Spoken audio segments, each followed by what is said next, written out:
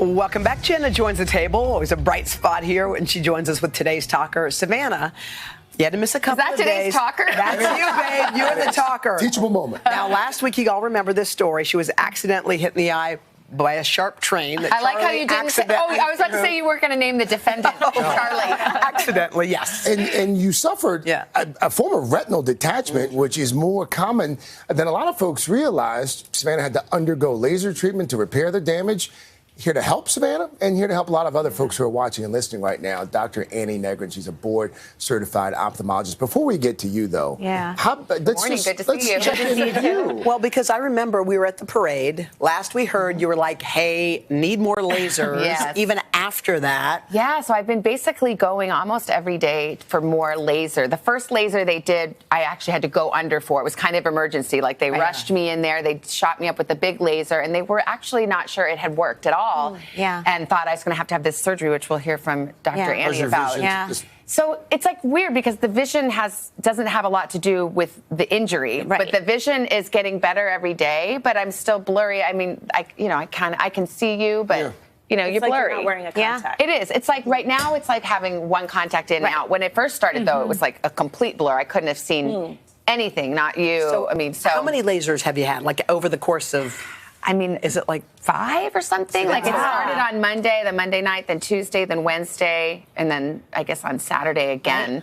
So, Dr. Negrin, these treatments that she's having, what's happening in there? So basically, the eye jiggled, and the retina is like Saran wrap. So when you get hit, Saran wrap really easily can tear, can get a hole in it, and that's not a good thing. You had flashes, you knew to come in right away.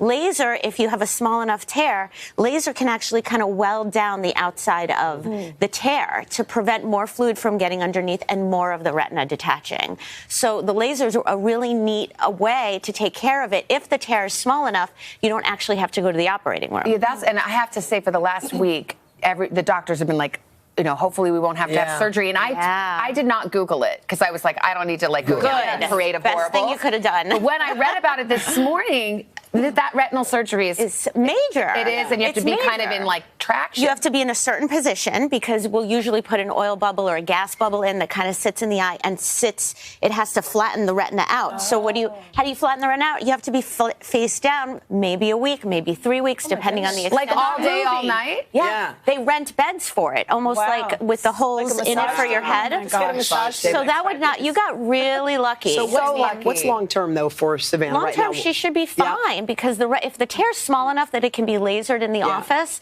then we just need to wait a couple of weeks for it to heal. You shouldn't be doing any vigorous exercise, no jumping up and down. Maybe stay away from your, son's trucks for a while. What if people at home are worried that they have this? What are the signs? So really important, never ignore flashing lights. Even if you weren't hit, even if you're just kind of going about your day, because these can happen spontaneously. Wow. Flashing lights are one of the signs I'll tell my patients never ignore. You have flashing lights or a lot of floaters all at once. Not kind of like that one little floater you kind of get here and there, but a lot of floaters all at once. And of course, any loss of vision.